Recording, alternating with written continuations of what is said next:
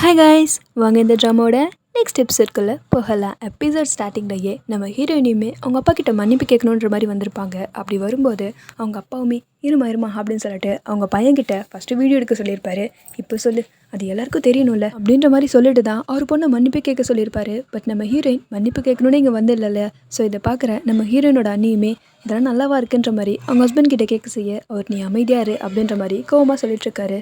இந்த பக்கம் நம்ம ஹீரோயினியா ஃபர்ஸ்ட் ஆஃப் ஆல் நான் மன்னிப்பே கேட்க வரல, நான் ஜஸ்ட் உங்களுக்கு தேங்க்ஸ் சொல்லிட்டு போலாம் தான் வந்தேன் அப்படின்ற மாதிரி சொல்லிட்டு இருக்காங்க.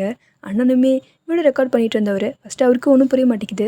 சுற்றி இருக்கிற யாருக்குமே ஒன்றும் புரியாமல் தான் பார்த்துட்ருக்காங்க. நம்ம ஹீரோயினையுமே அதுக்கப்புறம் தான் எக்ஸ்பிளைன் பண்ண ஆரம்பிக்கிறாங்க. நீங்கள் எனக்கு இது தண்டனைன்னு சொல்லி ஒன்று கொடுத்தீங்கல்ல, அதாவது ஹீரோவை கல்யாணம் பண்ணிக்க சொன்னீங்களே, என் வாழ்க்கையிலேயே கடவுள் எனக்கு கொடுத்த பெஸ்ட்டு கிஃப்ட்னா அதை தான் நான் சொல்லுவேன். எனக்கு அது ஒரு பெரிய கிஃப்ட்டுப்பா அப்படின்னு சொல்லிட்டு நம்ம ஹீரோயினையுமே கழுத்தில் போட்டு இந்த செயின் எடுத்து தூரம் வீசியிருப்பாங்க. இதை பார்க்குறவங்க அண்ணன் கடுப்பாயி உடனே வீடியோ நிறுத்திடுறாரு.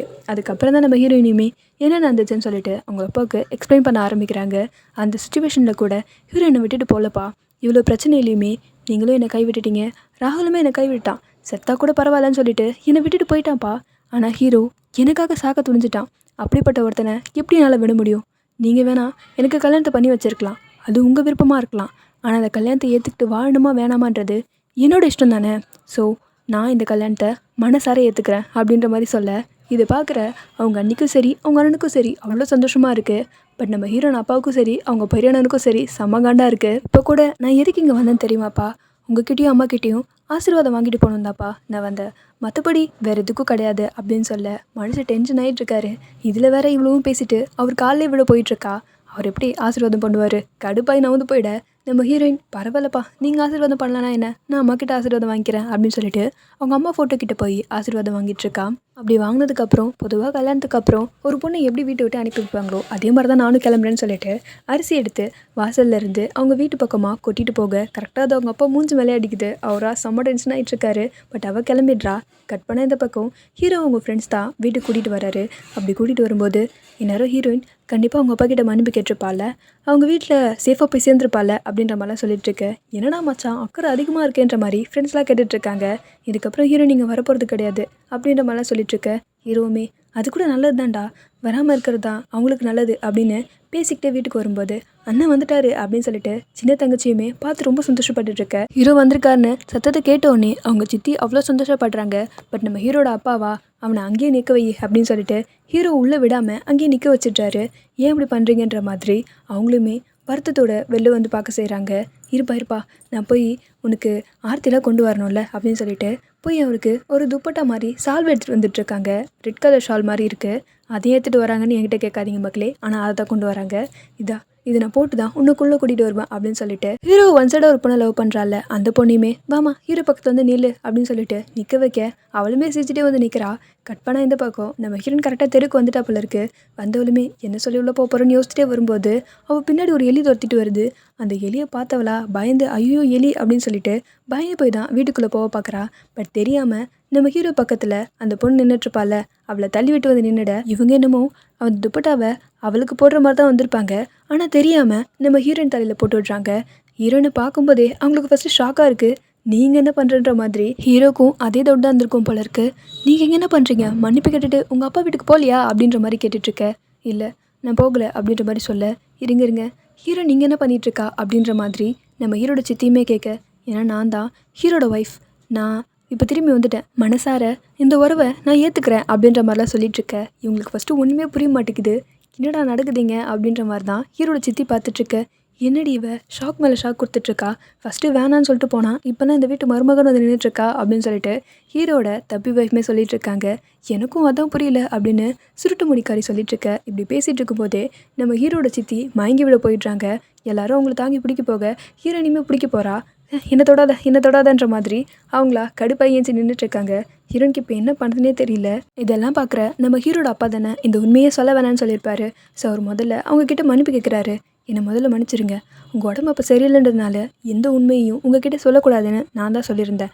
முதல்ல இந்த கல்யாணம் எப்படி நடந்ததுன்னு நீங்கள் தெரிஞ்சுக்கோங்க அப்படின்ற மாதிரி அவருமே எக்ஸ்பிளைன் பண்ண ஆரம்பிக்கிறாரு. ஹீரோயின் வந்ததுலேருந்து, அதாவது கல்யாணம் பண்ணிட்டு வந்ததுலேருந்து என்ன நடந்துச்சுன்னு சொல்லிட்டு அவங்களுக்கு டீட்டெயிலாக எக்ஸ்பிளைன் பண்ண இவங்களுக்கு இதை கேட்டுட்டு இன்னும் டென்ஷன் ஆகிட்டுருக்கு.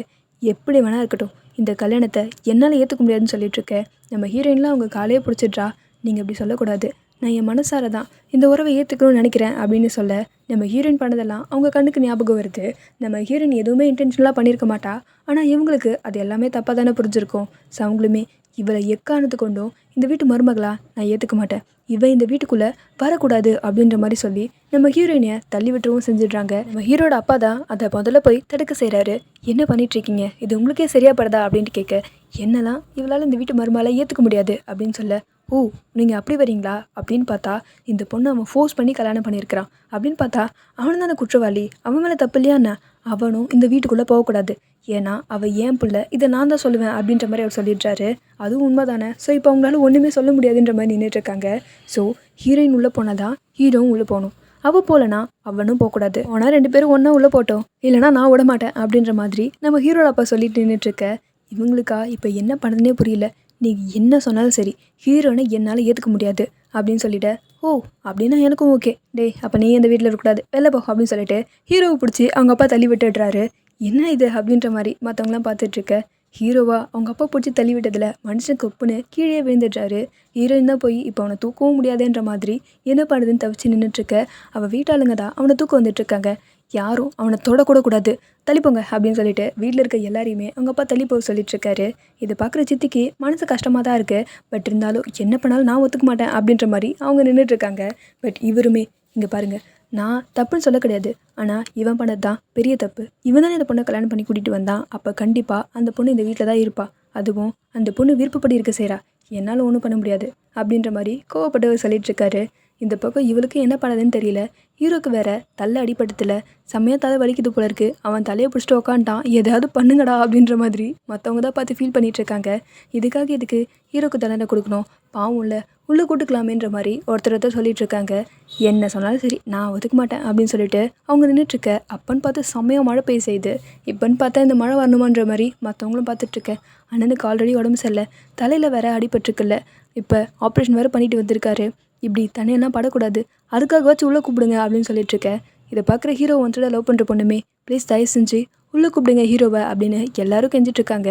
பட் அவங்க மனசு இறங்குற மாதிரியே தெரியல. ஹீரோயினுக்குமே பயமாக இருக்குது, அவன் உடம்பெல்லாம் நடுங்கிற மாதிரி இருக்குது, என்ன பண்ணுறதுன்ற மாதிரி அவளும் பார்த்துட்ருக்க. அவள் துப்பட்டா எடுத்து அவன் மேலே பிடிச்சிட்ருக்கா. அப்போ தான் அவன் மேலே தண்ணி படாதுன்னு சொல்லிட்டு, ஒரு குறையை பிடிச்சாலும் நியாயம் உண்டு, துப்பட்டா எப்படி தாங்கோ, ஸோ தண்ணி இன்னும் கீழே இறங்கிட்டு தான் இருக்குது, நீங்கள் ஏன் இப்படி பண்ணுறீங்க, தயவு செஞ்சு உங்கள் அப்பா கிட்டே போயிடுங்க, இதெல்லாம் பண்ணாதீங்கன்ற மாதிரி நம்ம ஹீரோ சொல்லிகிட்ருக்காரு. பட் இவ கேட்குற மாதிரி இல்லை, இல்லை நான் இங்கே தான் இருப்பேன் அப்படின்ற மாதிரி இவ சொல்லிகிட்ருக்கா. இரு நான் வேறு ஏதாவது வழி பண்ணுறேன் அப்படின்னு சொல்லிட்டு வேற எங்கேயோ போயிட்டுருக்கா. மற்றவங்களுமே ப்ளீஸ் இப்படி பண்ணாதீங்க, அவனை உள்ளே கூப்பிட்டுக்கலாம் அப்படின்ற மாதிரி சொல்லிகிட்ருக்காங்க. ஆனால் நம்ம ஹீரோட சித்தி ஸ்டப்பனாக இருந்துகிட்ருக்காங்க. என்னாலும் சரி நான் யாரையும் உள்ள விட போகிறதில்ல அப்படின்னு சொல்லிட்டு நம்ம ஹீரோயின் தான் இந்த வாழை மரம் இருக்கும் இல்லையா, அதோட இலையை எடுத்துகிட்டு வந்து அவன் மேலே பிடிச்சி நின்றுட்டுருக்கா. இப்போ தண்ணி படல ஓகே தானே அப்படின்னு கேட்க, ஹீரோவுமே ஓகே தான் அப்படின்ற மாதிரி இருக்கான். பட் அவனுக்கு தலை ரொம்ப வலிக்குது போல இருக்குது. தலையை பிடிச்சிட்டு தொப்புன்னு கீழே விழுந்துட. மற்றவங்களுமே ப்ளீஸ் தயவு செஞ்சு இப்படி பண்ணாதீங்க, நீங்கள் இப்போ என்ன சொன்னீங்க என்கிட்ட, இந்த வீட்டுக்கு மருமகளாக வந்தால் நான் தான் மருமகளாக வரணும்னு சொன்னீங்கல்ல, அதுக்கு ஃபஸ்ட்டு ஹீரோ உயிரோடு இருக்கணும்ல, ப்ளீஸ் அதுக்காகவாச்சு அவனை உள்ளே கூப்பிடுங்களேன் அப்படின்னு சொல்லிட்டு ஹீரோ ஒன் சைடாக லவ் பண்ணுற பொண்ணு சொல்ல, அவங்களுக்குமே அது சரின்னு படுது. சரி 2 பேரும் உள்ளே போகட்டும் அப்படின்ற மாதிரி அவங்க வாயால் சொன்னாலுமே, இங்கே பாரு இந்த வீட்டுக்குள்ளே மட்டும்தான் உனக்கு இடம், என் மனசுக்குள்ளே எப்பயுமே நான் உன்னை மருமகளை ஏற்றுக்க மாட்டேன், அதுக்கு வாய்ப்பும் கிடையாது அப்படின்னு சொல்லிட. இதை கேட்டதுக்கப்புறம் தான் மற்றவங்களுக்கு கொஞ்சம் நிம்மதியாக இருக்குது. இப்போ போங்க போய் தூக்கிடுவாங்க அப்படின்ற மாதிரி ஹீரோவை போய் எல்லோரும் தூக்கிட்டு வர செய்கிறாங்க. விடுங்க நாங்கள் தூக்கிட்டு வரோம் அப்படின்னு சொல்லிட்டு மற்றவங்க தூக்கிட்டு வர ட்ரை பண்ணிகிட்ருக்கு. என்னடா இது, அம்மா ஒத்துக்கவே மாட்டாங்கன்னு நினச்சேன், இப்படி ஒத்துக்கிட்டாங்க அப்படின்னு சொல்லிட்டு மொழிக்காரி சொல்லிகிட்ருக்க. இது கவனிக்கிற நம்ம அண்ணியுமே, ஆமாம் நானும் ஒத்துக்க மாட்டாங்கன்னு தான் நினச்சேன், ஆனால் ஒத்துக்கிட்டாங்களே, எப்படிடா இது ஹீரோக்காகவா அப்படின்ற மாதிரி அவங்க நினச்சிக்க செய்கிறாங்க. இந்த பக்கம் நம்ம ஹீரோவை அவங்க கூட்டிகிட்டு வரும்போது, இருங்க அதுக்குள்ளே உள்ளே போக விட முடியாது, நம்ம ஆல்ரெடி என்னதான் ஹீரோயின் இந்த வீட்டுக்குள்ளே வந்திருந்தாலும் சடங்கெல்லாம் ப்ராப்பராக செய்யலை, இப்போ செஞ்சு உள்ளே கூப்பிட்டு வருவோம் அப்படின்ற மாதிரி ஹீரோட அப்பா சொல்லிட்டுருக்காரு. கட் பண்ண இந்த பக்கம் நம்ம ஹீரோயின் அப்பாக்கா ஹீரோயின் பேசுனது தான் மண்டுக்குள்ளே ஓடிட்டுருக்கு. ஃபோன் அடிக்கிறது கூட அவருக்கு தெரியல போல இருக்குது. இப்படி இருக்கும்போது அங்கே வரவரோட அம்மா தான், என்னப்பா இது ஃபோன் அடிச்சுட்டே இருக்குது, ஃபோன் எடுக்கலையான்ற மாதிரி கேட்குறாங்க. அதை பார்த்துட்டு இதோ எடுக்கிறோமா அப்படின்னு சொல்லிட்டு ஹீரோயின் அப்பாவுமே ஃபோன் எடுக்க செய்கிறாரு. ஃபோனில் பேசுறது நம்ம ஹீரோயின் ஆல்ரெடி ஒரு பையன் கல்யாணம் பண்ணுறதா இருக்கும்ல, அந்த பையனோட அப்பா தான் போல இருக்குது. என்னையா நீ என் பையன் கட்டினா உன் பொண்ணை தான் கல்யாணம் பண்ணுவேன்னு ஒத்த காலம் நின்றுட்டுருக்கான், நீ போன வாரமே எனக்கு சத்தியம் பண்ணி கொடுத்த, ஆனால் இப்போ வரைக்கும் அதை நிறைவேற்றலை, நீ என்னதான் நினச்சிட்ருக்க, இங்கே பார் திருப்பி அப்புறம் இந்த பக்கமே வந்துடாத சொல்லிட்டேன், உனக்கு பாலிடிக்ஸில் அப்புறம் இடமே இல்லாமல் போயிடும் அப்படின்ட்டு அவர் ஃபோனை கட் பண்ணிவிட. இவருக்கு இப்போ என்ன பேசுறதுனே தெரியல. எல்லாம் எனக்கு பொண்ணு ஒன்று பிறந்திருக்கு, எல்லாம் அதனால தான் அப்படின்ற மாதிரி அவர் காண்டாயிட்ருக்க. இந்த பக்கம் ஒரு பையனுமே, ஆமாப்பா இப்படியே போயிட்டு இருந்தா எதுவும் சரி வராது அப்படின்ற மாதிரி ஏதோ டாக்குமெண்ட் பற்றி பேசிகிட்டு இருக்காரு. அப்படியே கட் பண்ணி இந்த பக்கம் நம்ம ஹீரோட சித்திக்கிட்ட, இந்தாங்க நீங்களே ஆர்த்தி எடுத்து 2 பேரையும் உள்ளே கூட்டிகிட்டு வாங்க அப்படின்னு சொல்லிட்டு இருக்க. அவங்களுக்கு சுத்தமாக விருப்பமே இல்லை, ஆனால் வேறு வழியே இல்லாமல் எல்லாம் என் நேரம் அப்படின்ற மாதிரி ஹீரோயினுக்காக ஆர்த்தி எடுக்க திரும்பிட்டு இருக்காங்க. நம்ம ஹீரோயினியுமே மனசார தான், அதுவும் இந்த சாமியை கூட இன்னும் கையில் தான் வச்சிட்ருக்கா. அப்படி ஆர்த்தி எடுக்கும்போது கூட, இங்கே பாரு நான் என் மனசார ஒன்று மருமகளா கண்டிப்பாக ஏற்றுக்க மாட்டேன், அதுக்கு வாய்ப்பே கிடையாது அப்படின்னு சொல்லிட்டு நினச்சிக்க செய்கிறாங்க. உங்கள் வீட்டில் வேணா நான் உனக்கு வேலை பார்த்துருக்கலாம், நான் வேலைக்காரி, ஆனால் இப்போ இந்த வீட்டில் நான் உனக்கு மாமியார்னா என்னன்னு நான் காட்டுறேன் பாரு அப்படின்னு அவங்க மனசுக்குள்ளே நினச்சிக்க செய்கிறாங்க. நம்ம ஹீரோயினும் சரி ஹீரோவும் சரி மழை நனைஞ்சிட்டு தானே உள்ளே வந்திருப்பாங்க. ஸோ அப்படி உள்ளே வரும்போது 2 பேருமே நடந்து செய்கிறாங்க. இதை பார்க்குற நம்ம ஹீரோட அப்பாவுமே நம்ம ஹீரோனுக்கு பிஜெட்டெல்லாம் எடுத்து கொடுக்குறாரு. நம்ம ஹீரோ ஒன்றடா லவ் பண்ணுற பொண்ணு வேற அங்கே தானே நின்றுட்டுருப்பா. 2 பேரும் நடந்து வரும்போது கால் வச்சு கூட ஒன்றாவே இருக்குது. அதை பார்த்துட்டு அவள் இன்னும் கடுப்பாயிட்ருக்க. நம்ம ஹீரோவும் வேற குளிரில் நடுங்கிட்டு இருப்பான்ல, இந்தாப்பா அவனுக்கு கொடுன்ற மாதிரி ஹீரோக்கும் ஒரு பெட்ஷீட் எடுத்து அவர் கொடுத்துட்ருக்காரு. இதை கவனிக்கிற ஃப்ரெண்டுமே, பரவாயில்ல அப்பா மாறிட்டாரோ அப்படின்ற மாதிரி பார்த்துட்ருக்கு. இதெல்லாம் ஒரு மனிதாபிமானத்துக்காக தான் பண்ணுறேன், இதெல்லாம் யாரும் தப்பாக புரிஞ்சுக்க வேணாம் அப்படின்னு சொல்லிட்டு இருக்காரு. நம்ம ஹீரோவுமே அங்கேருந்து போயிட அவரும் அந்த இடத்த விட்டு போயிட்டாரு. அப்படி அவங்க போனதுக்கப்புறம் நம்ம ஹீரோட தம்பி ஒய்ஃப்மே சும்மா இல்லாமல், பார்த்தீங்களா நீங்கள் ஹீரோயின் இந்த வீட்டுக்கு வரவே கூடாதுன்னு நினச்சிங்க, ஆனால் உங்களுக்கு மருமகளாகவே வந்திருக்கா, அங்கே பாருங்கள் அதுக்கான அடையாளம் அப்படின்ற மாதிரி அவங்க வந்திருக்க அந்த காலேஜை காட்ட இவங்களுக்கு இன்னும் கடுப்பாயிடுது. அதை பார்த்துட்டு உடனே அங்கேருந்து தண்ணி எடுத்து அது மேலே ஊற்றி விடுறாங்க. அதுக்கெல்லாம் வாய்ப்பே இல்லை அப்படின்னு சொல்லிட்டு அப்படியே கட் பண்ணி இந்த பக்கம் நம்ம ஹீரோட அப்பாவுமே சில புடவைல எடுத்து வந்து கொடுக்குறாரு. இது உங்கள் அண்ணிக்கிட்ட கொடுத்துட்டு வா அப்படின்ற மாதிரி சொல்ல, இதெல்லாம் நம்ம அண்ணி யூஸ் பண்ணுவாங்களா, ஆனால் இது அம்மாவோட தானப்பா, நீங்கள் அந்த பெட்டியிலேருந்து இதெல்லாம் எடுத்ததே கிடையாதே, அன்னிக்காக எடுத்திருக்கீங்கன்னா பெரிய விஷயந்தான் அப்படின்னு சொல்ல, ஏன்னா என் மருமகளுக்கு சுயமரியாதை தான் ரொம்ப முக்கியம், அதுக்கு எனக்கு நல்லாவே தெரியும், இருந்தாலும் அப்பா எந்த விஷயத்துலையும் என் மருமகளை ஃபோர்ஸ் பண்ணல அப்படின்ற மாதிரி கேட்க, இல்லைப்பா அவங்களா விருப்பப்பட்டு தான் அண்ணோட ஒய்ஃபாக இருக்கணும்னு சொல்லிட்டு தான் இந்த இடத்துக்கு வந்திருக்காங்க, ஸோ நீங்கள் ஃபோர்ஸ் பண்ணல அப்படின்ற மாதிரி சொல்ல, ஆமாம்மா நான் நிறைய விஷயத்தில் பார்த்துருக்கேன், கண்டிப்பாக என் மருமக என் பையனை மாற்றிடுவான்ற மாதிரி சொல்லிகிட்ருக்க, ஆமாப்பா அப்படி கண்டிப்பாக நடக்கும், நீங்கள் வேணால் பாருங்களேன், அண்ணன் கண்டிப்பாக பழைய மாதிரி மாறிடுவார், எல்லாமே நல்லபடியாக மாறிடும் அப்படின்லாம் சொல்லிகிட்ருக்க, அது நடந்தால் எனக்கும் சந்தோஷம்தாம்மா அப்படின்ற மாதிரி அவங்க அப்பா சின்ன பொண்ணுக்கிட்ட சொல்லிகிட்ருக்காரு. கட் பண்ண இந்த பக்கம் ஹீரோ ஒன்சைடாக லவ் பண்ண போனால் இதுக்கப்புறம் ஹீரோ நமக்கு கிடைக்க வாய்ப்பே இல்லை அப்படின்னு சொல்லிட்டு அழுதவளா தப்பான முடிவு ஏதோ எடுக்க போகிறா போல இருக்குது. கதவை ஏதோ லாக் பண்ணிகிட்ருக்கா. இதை கவனிக்கிற நம்ம ஹீரோட சித்தியும் சரி அந்த பொண்ணோட அப்பாவும் சரி கதவை தட்டிகிட்ருக்காங்க. தயவு செஞ்சு கதவை திறமா அப்படின்னு சொல்லிட்டு கஷ்டப்பட்டு அந்த கதவை உடச்சிக்கிட்டு உள்ளே போனால் அவள் தற்கொலை பண்ணிக்க தான் ட்ரை பண்ணியிருக்கா போல இருக்குது. அவளை காப்பாற்றுறதுக்குள்ளேயே இவங்க படாத பாடுபட்டுடுறாங்க. ஏன் இப்படி பண்ணணும் அப்படின்ற மாதிரி பார்த்துட்ருக்க. கட் பண்ணி இந்த பக்கம் நம்ம ஹீரோவை பெட்டில் படுக்க வச்சுருக்காங்க. நம்ம ஹீரோயின் தூங்கி வந்துட்டுருக்கா. ஒரு கட்டத்துக்கு மேலே ஏஞ்சவதான், ஐயோ தூங்கக்கூடாது, ஹீரோ ஒழுங்காக பார்த்துக்கணும்ல அப்படின்னு சொல்லிட்டு ஏஞ்சி வந்து அவனை பார்க்க செய்கிறா. அப்போ தான் தெரியுது அவன் நெஞ்சிலேருந்து லைட்டாக ரத்தம் வர மாதிரி. ஐயோ இப்படியே விடக்கூடாதே, சரி பண்ணுமே என்ன பண்ணுறது அப்படின்னு சொல்லிட்டு ஆயின்மெண்ட்லாம் எடுத்துகிட்டு வரா. அதை தொடச்சி விட போகும்போது ஐயோ விரல் பட்டா கூட தவம் கலைஞ்சிருமே அப்படின்னு சொல்லிட்டு விரலே படாத மாதிரி அந்த பஞ்சை வச்சு ரத்தத்தை எடுக்க ட்ரை பண்ணிகிட்ருக்கா. அவளுமே அவன் தூக்கம் கலையாமல் எடுக்கணும்னு சொல்லிட்டு மெதுவாக பண்ணிகிட்ருக்க. ஹீரோயின் துப்பட்டா ஹீரோ மேலே விழுந்துட அவன் வேற கரெக்டாக திரும்பி படுக்க செய்ய இவளுக்கு இப்போ என்ன பண்ணுறதுனே தெரியல. துப்பட்டாவையும் எடுக்க முடியல, அவனுக்கு ஆயில் மட்டும் ஒழுங்காக போட முடியல. சரி எப்படியாவது மேனேஜ் பண்ணுவோம் அப்படின்ற மாதிரி மேனேஜ் பண்ண ட்ரை பண்ணிட்டு இருக்கும்போது ஹீரோ லைட்டாக கண்ணு முழிக்கிற மாதிரி தெரியுது. எந்திரிச்சவனா அவன் கத்துற இவன் பயந்து போய் தள்ளி நின்றுட. அவன் துப்பட்டா வேற அவன் மேலே கிடக்குதா, எடுத்து அவன் மூஞ்சி மேலே வீசுறான். என்னது இது அப்படின்ற மாதிரி அவளுமே பார்க்க, இதெல்லாம் தப்பு சொல்லிட்டேன், ஏதோ நான் உங்களை ஃபோர்ஸ் பண்ணி கல்யாணம் பண்ணிக்கிறேன்னு சொல்லிட்டு என் தவத்தை கலைக்கலான்னு பார்க்குறீங்களா, நான் செத்தாலும் சாவனையை தாண்டி என் தவத்தெல்லாம் நான் கலைக்க விட மாட்டேன் அப்படின்னு சொல்லிட்டு அந்த இடத்த விட்டு பெட்ஷீட்டோடய ஏஞ்சி போயிட்டுருக்கான். எவ்வளவுமே ஏய் அப்படிலாம் எதுவும் கிடையாது, நம்ம சொல்கிறத முதல்ல கேளு, நான் அந்த மாதிரிலாம் எதுவும் நினைக்கல அப்படின்னு ஹீரோயின் சொல்லிட்டுருக்கு. இல்லை நீங்கள் பக்கத்தில் வராதிங்க அப்படின்னு சொல்லிட்டு பெட்ஷீட்டோடையே ஏஞ்சி வெளியில் போயிடுறான் அந்த ரூமை விட்டு.